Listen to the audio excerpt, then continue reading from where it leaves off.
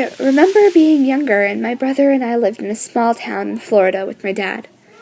The house was a one-story building and was located at the bottom of a cul-de-sac.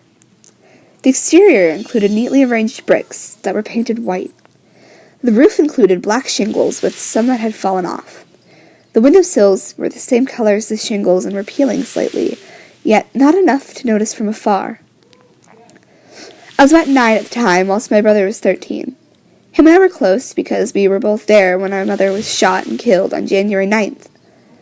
My father was tall and slightly chubby, with dyed black hair and striking green eyes. He was a kind man who always put his children first. I had gotten out of the car and began to look around at the scenery. There was 3 other houses in the cul-de-sac that were worn down and ugly looking. In the middle of the cul-de-sac there was a patch of grass where a tall willow tree had stood. I stared at the tree. An uneasy feeling in my stomach started forming. I must have been staring for a while because my father placed his hand on my shoulder and made me jump. "Sweetie, stop staring at nothing and go into the house, okay?" My father said sweetly. "Okay, Daddy." "Wait, is Charlotte still in the car?" I asked, tilting my head. "Should be. That's where you last left it, sweetie," he replied and went over to the trunk of the car, lifting up a heavy-looking box. He smiled at me before following my brother into the house. I skipped over to the red Jeep and climbed into the back seat. I looked desperately for my doll, with no luck. I jumped out of the car and glanced around, desperately trying to find my doll.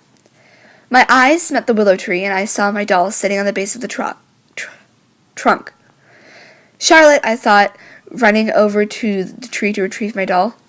Arriving at the tree, I squatted down to pick up my porcelain doll. That was almost an exact replica of me.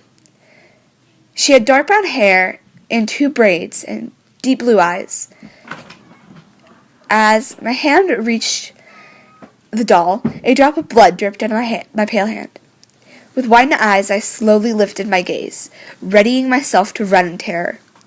To my surprise, nothing was there, and I looked back down at my hand, the blood drop not being there. I stood and hugged my doll, sprinting towards the house. Upon arriving at the house, I walked inside the already opened door. The floors were Brazilian cherry wood, and the walls were eggshell white, with little birds painted above the paneling at the base of the wall. I walked down the hallway and went into my designated room. The carpet was a bright white, and the walls were painted a light pink with yellow polka dots.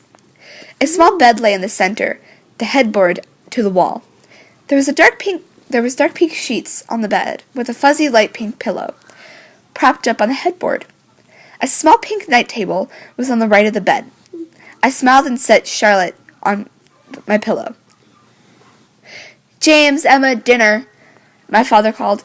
The headlights of my dad's Jeep illuminated the road as we drove back home from the diner.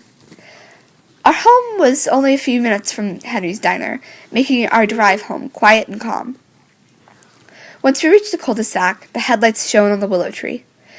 There was a woman hanging on a thick branch by her neck, facing away from us and towards our house.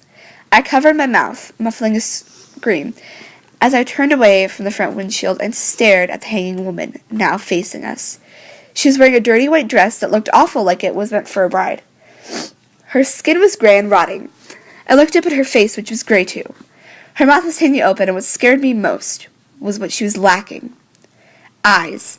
In place of her eyes was blood dripping down out of the empty sockets, off her face and onto the ground, where I had picked Charlotte up earlier.